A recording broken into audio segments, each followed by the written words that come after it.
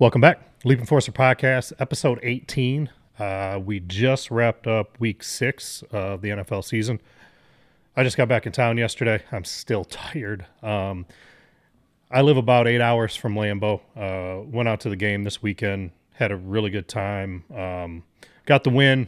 Beat Flacco this time, so it was kind of nice.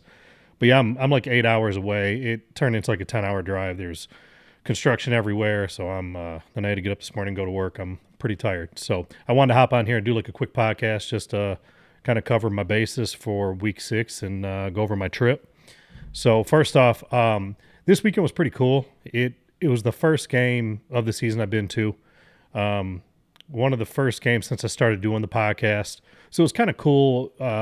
The interaction I had with quite a few of you that watch my podcast, I do appreciate it. It was really cool meeting you guys, like people coming up to me, offering to buy me a drink, things like that, or just chit-chatting ball. It was cool. Like, your takes, I appreciate and respect. And it was cool that you guys, decide to walk up to me and come introduce yourself and chat. So I want to say thank you to all of you that came up and said hi. Hopefully, next time I come, I see, more of you guys or meet more of you that watch my podcast. I appreciate it. Again, I'm just a guy with an opinion. I love the Packers. I love to talk ball. So that's why I started a podcast. And so again, thank you to all you, everybody that came up to me. It was a pretty cool experience this weekend. But had a blast this weekend. I'm glad we got the dub. We needed it. We look pretty solid overall. I'm going to jump into that. I'm going to go over my last week's picks, this past weekend, and just kind of go over what we ended up at, I should say. So this past weekend we went 12-3, which takes my season totals to 57-19-1. So doing pretty good. I'm not going to lie to you, I didn't watch a lot of ball this weekend. I watched Packers-Bengals, then I watched the Chiefs-Lions. Chiefs-Lions game, it was, I don't want to say it went as planned as I thought it would have. I thought the Lions would have came out with a little bit more fight. I know there's a lot of discussion about the refs and yada yada. My opinion, every NFL game, you could talk about refs and holding and things like that. I mean, Micah Parsons, it's been, talked about that he gets held almost every play. We'll get into that, but again, I don't want to get into too much like the ref stuff. I mean, Chiefs are going to get their calls. They get their calls. It's just the Chiefs. They're going to protect Mahomes. They're going to protect Kelsey. They're going to protect Taylor Swift. It's bringing a lot of cash into this game, business-wise for the NFL. So they're going to protect him. It is what it is. Everybody knows the Chiefs gets calls. But I would have thought that Detroit's defense would have played a little bit better. I would have thought their offense would have put up a little bit more points. But Chiefs pulled it off. Chiefs are starting to get healthy. They get Rashee Rice coming back this coming week. He's eligible to come back in week 7. It'd be interesting to see with him and Worthy and Hollywood. And, Kelsey's kind of a shell of himself right now, but it's still Kelsey at the end of the day. He's still going to find like an opening. And, so I don't know. Chiefs are coming. They're playing really well right now. So we'll see what happens. The Monday night games both of them were a little off to me. Atlanta kind of dominated Buffalo. Buffalo's beat up on a lot of bad teams this year. And I don't know. I thought Buffalo would be – I still think Buffalo is the best team in football as of right now. They're going to be hard to beat. Josh Allen, in the playoffs, he just has to get past Mahomes. I think he'll be okay. But they're still my top dog in the NFL. I mean, I'm talking like that I could see winning the Super Bowl. They're going to be the top AFC team for me. I know right now Tampa's hot, but I still think at the end of the season Buffalo will be there. But yeah, they got beat up by Atlanta. Atlanta's front four was able to get some pressure. Atlanta's secondary is really good. I think Atlanta's a little underrated on the defensive side of the ball. And then Bijan Robinson's the best running back in football. So they got a great wide receiver in Drake London. They got a really good, tight end in Pitts. So they have some really good weapons on offense. Penix is doing what he has to do to, not lose a game for them. So, I mean, I wouldn't put him at like a top dog quarterback, but he's that middle of the road. I think he's playing well enough to, do some in the NFC South. But they looked good last night. And then Chicago, Washington did everything they could do to give that game away. And they did. They gave it away. that game, I watched a little bit of it before I went to bed. I was exhausted. Like I said, it was an 8-hour drive that turned into like 10 hours. I lost an hour coming back, so I was exhausted. So I didn't get a chance to watch a lot of that game. So, but to jump into the Packer Bengals game, we've sat front row, right in the end zone, sat next to a couple guys, super cool. One dude was a Texas fan. He didn't like the Packers, but he was a Texas Longhorns fan. He was rooting for Golden to get a Lambeau leap. We didn't get one there, but kind of in a weird spot. I don't know why at Lambeau right now they have like where the cameras are set up on the corner of the fields. It's kind of like it kind of blocks your view, which is kind of, I mean, you spend money to sit front row and then you get your view blocked is a little crazy to me, but it was weird. The two cameras on the field, I don't really like it. Plus they're kind of like elevated a little bit. So I don't know if you know what I'm talking about, you'd understand. It was kind of weird because I couldn't see the right like corner of the end zone, which is wild because I'm sitting front row right by the goalpost. But anyways, jump into the game. The game, we weren't as dominant as I thought we would have been. We played well. I mean, I'm going to say we played well. We got the W. We played well. Jordan Love played really well. He had that one mistake that just it seems to be like a trend at times with him. I really hope that he can stop making these like one of mistakes during these games, and because they're always. This one wasn't pivotal because it was the very first play of our very first drive of the game, but when he threw the pick and, against Cleveland and he fumbled against Dallas, like those were like momentum changing. This wasn't momentum changing, but it still seems like it's one play by him that it's just like, dude, what are you doing? But I'm going to give it to Jordan. He played extremely well. He got Matthew Golden involved, which I've been asking for. I think Matthew Golden is our clear-cut one. LaFleur likes to spread the ball out, and I understand it. Romeo Doubs is right there at 1B if I call Golden 1A. I just think that moving forward, Golden is the best wide receiver we have. As of right now, Doubs is playing probably the best ball.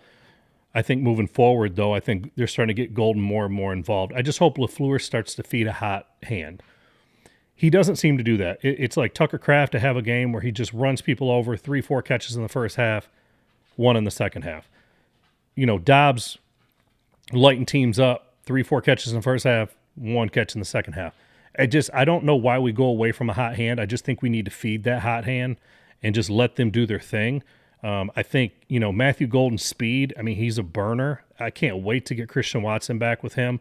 And then get Jayden Reed back, hopefully mid to end of season. We'll have speed all over the field. But Watson and Golden are just going to be a joy to watch. But Jordan played a really good game.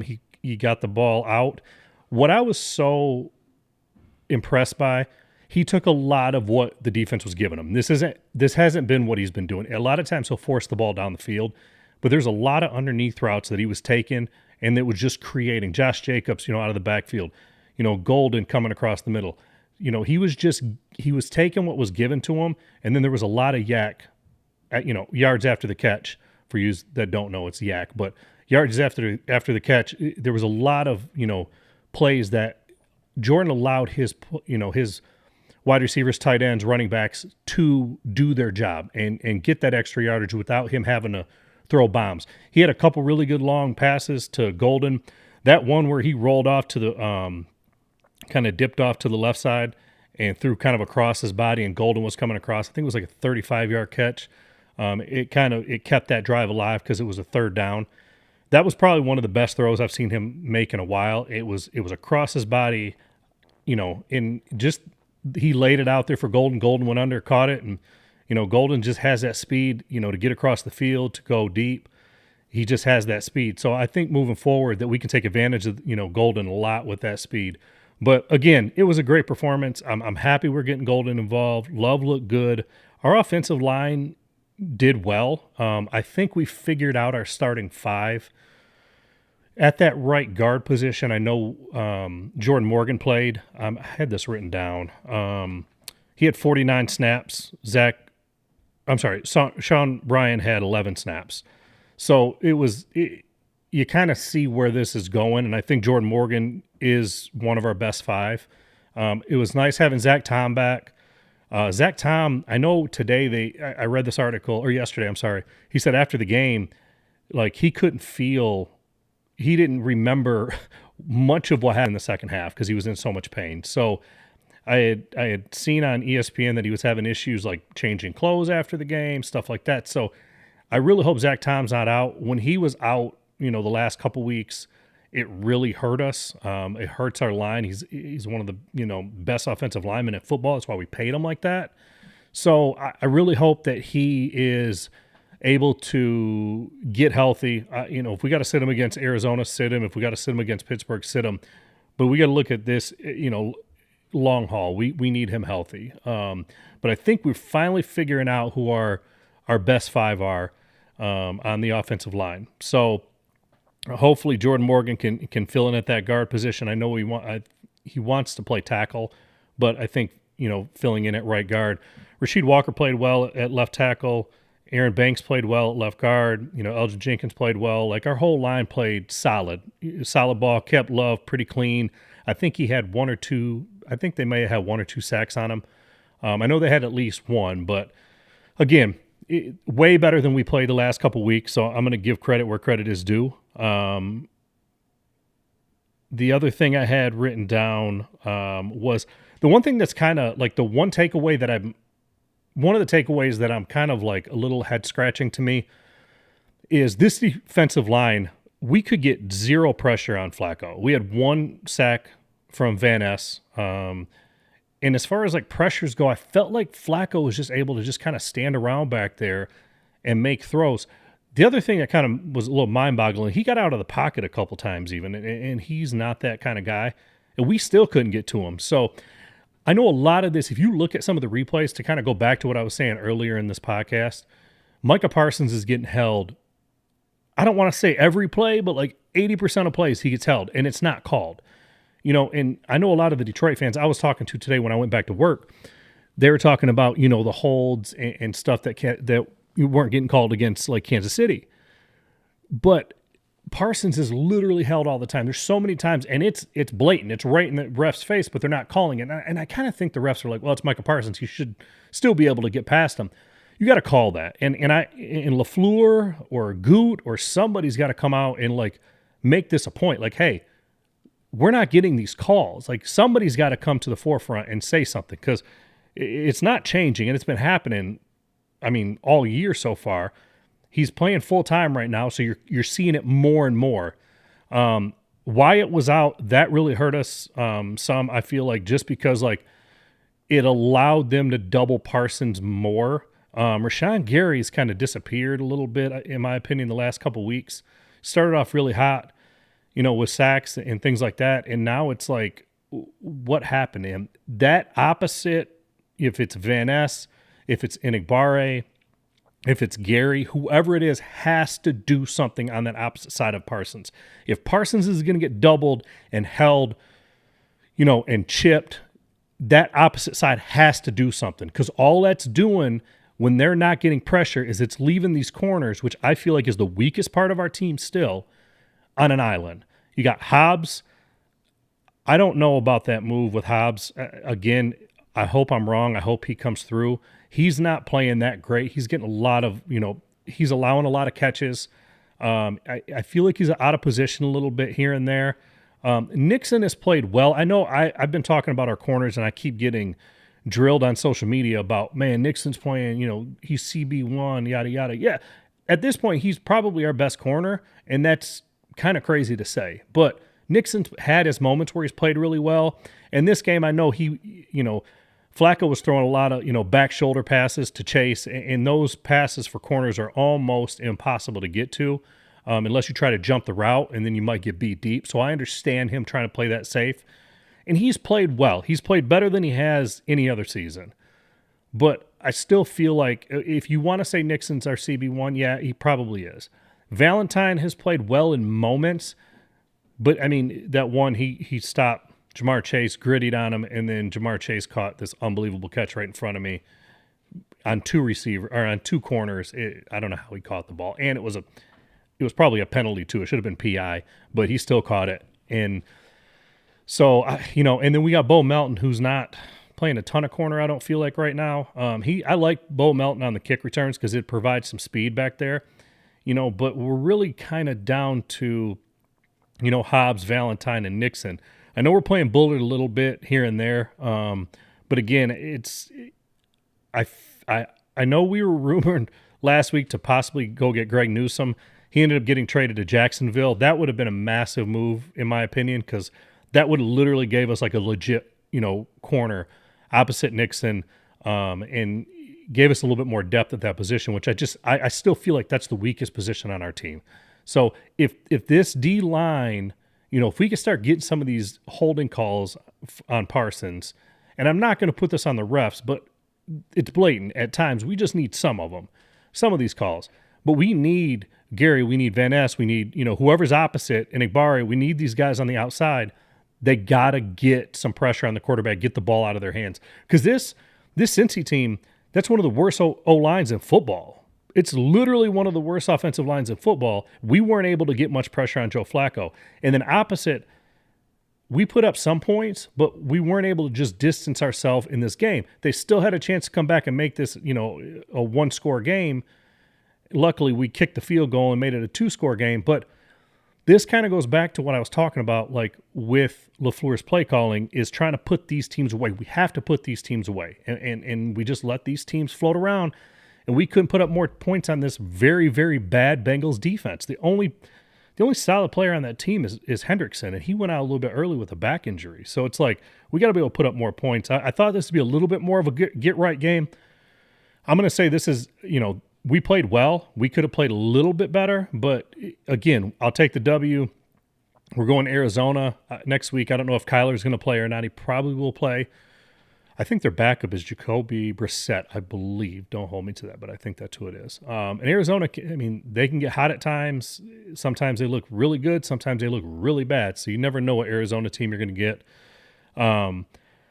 As far as the rest of the defense goes, I don't know where Cooper is. Like, Edgerrin Cooper is one of my favorite defensive players on our team. And the last couple of weeks, I just feel like he's kind of disappeared a little bit.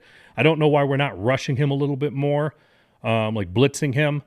I just feel like it would give some added pressure opposite side of Micah Parsons, or even run him on the same, blitz him on the same side as Parsons. It may help with some of these double teams and these chips, because they're going to have to account for him too. And then Quay Walker is just, I feel like a lot of these, these little dunk passes, these 7-8 yard passes in the middle of the field are always just right in front of him. And, he ends up with the tackle. But I just feel like there's no fight to the ball before the ball is caught. And I know he allowed that one touchdown. He was way out of position for the touchdown. It was the tight end for Cincinnati in the back of the end zone. Quay Walker just lost him. He was behind him. He just lost where he was at. You can't lose somebody on fourth down, in the red zone. And so I'm really hoping we get a little bit better play out of them, Quay and Edger and Cooper. I really think we need to blitz Coop a little bit more. At the end of last season, when we were blitzing Coop, is when he started getting hot and getting some, he's had that kind of swag to him. And I feel like he's lost that a little bit, because he's you really don't know if he's on the field right now, it seems. But again, I think he's one of the best young players we have, so I'm not talking bad about it. I feel like we need to utilize him a little bit better. There was this stat that I seen, and again, this goes back to LaFleur and us being able to put teams away, but we're the number one team on defense for first quarter points. We've not allowed any first quarter points all season so far. But as the game goes on, in quarter number 2, we're 4th in the NFL. In quarter number 3, we're 5th in the NFL in points allowed. In quarter number 4, we're dead last. We're 32nd. So what's that tell me? That tells me that, A, we're not putting teams away, because they're still scoring, trying to, get back in the game or in the game and trying to come back and beat us. We're not doing the same thing in the fourth quarter that works in the second quarter. And that's my point behind this, is we get really complacent. And what that does is it puts our defense at a disadvantage, because now they typically, fourth quarter, we're not really moving the ball a ton on some of these games. And it's allowing these teams better field position, and they're going down and scoring on our defense. it also, we're not getting a pass rush in the fourth quarter lately, so it just leaves our corners on an island. And, Sunday, T. Higgins, Jamar Chase, they're probably the best duo in football, in my opinion, if not number one, maybe number 1, 2, or 3. As far as in the NFL for two receivers, they're two of the best top 10 receivers probably in football. And so I get, they're going to make some catches, but at the same time, again, it's exhausting at times to talk about LaFleur's play calling, but it's just the complacency is what bothers me a lot. And, Basakia, I'm glad that we allow Melton in. Our special teams played pretty good this game. I'm going to give it to them. We covered well on kickoffs. The replacement field goal kicker was 5 for 5 on field goals and extra points. So, overall, we played well. And I like I said, I like Melton back there returning kicks. I think he's going to be, I think he'd be a good one to just kind of keep him back there because he's got some speed and he's kind of elusive because he's smaller in stature, so he's a little more elusive. I like him back there better than Savion Williams. I feel like Savion Williams just he's a little slower than I expected to be, and he seems to run really high. So when you come, on a kickoff, when you're trying to get behind some of these tackles, like he's so easily spotted because he runs so high and he doesn't get like lower to try to get through. And Melton, again, is a little bit smaller in stature. So I just think I like him back there because of the speed as well. The other take from this game that I was really happy about, Josh Jacobs, man, a lot of people earlier in the season was, hey, is he taking a step back? Is he not the Josh Jacobs? Is he aging? Yada, yada. I've heard people say this. Josh Jacobs balled out on Sunday, like completely balled out. He went 93 yards rushing, 2 touchdowns, 5 catches for 57 yards. He absolutely balled out. There was times he caught the ball or had a rush behind the line of scrimmage that you didn't think was going to get where he needed to get. He'd get the first down, fought for more extra yardage. He's a dog. And also, I guess he was sick pre-game, during the game, halftime, post-game. They said he was throwing up, and, he hasn't missed a game since he's been in Green Bay. So, I give it to him. He came out and balled out. You would have never thought he was sick, but he played very, very well. And it is so good to see this run game going because all that does is allows this play action to get going. And then Matthew Golden get going, coming across the middle with the burners, and Dobbs getting open in the middle of the field. Tucker Kraft making a couple catches. He scored a tutty. I just think it opens up so much when you can get him going, and it's so good to see Josh Jacobs look like last year's Josh Jacobs, who was just a wrecking ball. It's like a bowling ball. So I'm really intrigued to see what happens in the next couple weeks. We should be able to win these next few games. I really like our chances if our defense just gets a little more pass rush. It'll help out the corners. Our safeties are playing pretty decent too. We're playing well. We're playing pretty good right now. I'm not gonna knock anything. We just got to get a little bit more pass rush, and Love's got to just not make that one-of mistake or 2 mistakes. And I'm not saying throwing at times you just need to throw a ball away. Like, don't take a hit, don't take an awkward fall. Throw the ball away if it's not there. You don't always have to do the big play. If it's not there, just get rid of it. We don't need you to just throw it in the field of play. Throw it out of bounds so you don't end up with a pick. But overall, I would give this this game, I would say probably 8 to 10. There's improvements to be made on the defensive side of the ball with the pass rush and corners. And then again on the offense, feed the hot hand. Golden, I think, is going to be our one for the next 5 to 10 years. So get him involved. Also, I hope they get Dobbs paid. I hope they get him under contract. We need him. He's playing very well. He's one of the most reliable wide receivers we have. So I wish they'd just get him paid, get him under contract. Christian Watson's coming back. I hope Christian Watson comes back. I hope he stays healthy. We need him long term. But yeah, I just hope that we can stay healthy. I hope that we continue to improve here and there. I hope Parsons starts to get some of these calls. We could use some holding calls here and there. It'd be nice just to have it, evenly reffed at times. So, but anyways, if you've watched this far, I appreciate it. Again, thank you to everybody that I met this weekend that came up, chit-chatted ball. I took a picture with a few people this weekend. It was nice to meet a lot of you. And again, shoot me a message. If there's things you guys want me to cover or, things that you think I should do on this podcast, let me know. I want to start getting some other people involved. I wouldn't mind getting a couple of my people in Green Bay, Matt Ramage and a couple, my buddy Drew. There's some guys out there that really know ball. A couple people have podcasts that I'd like to get on mine. So yeah, if there's anybody you think that I should try to collab with and get involved with my podcast, let me know, because I'm always down. But again, I'm just a guy with an opinion. I will get back on here later this week, kind of go over my game picks and go from there. So I appreciate you guys. Follow me on Instagram, Facebook, TikTok, YouTube. I was uploading stuff on Spotify, but I wasn't getting like a lot of like views on there, so I haven't really been uploading them. If you want me to keep uploading them, just shoot me a message. I will. I just haven't really been uploading on Spotify because it's not really where I'm getting a lot of follows and any kind of traffic on. So most of it's coming on TikTok and Instagram. So I appreciate you guys again. Have a good night. Thanks.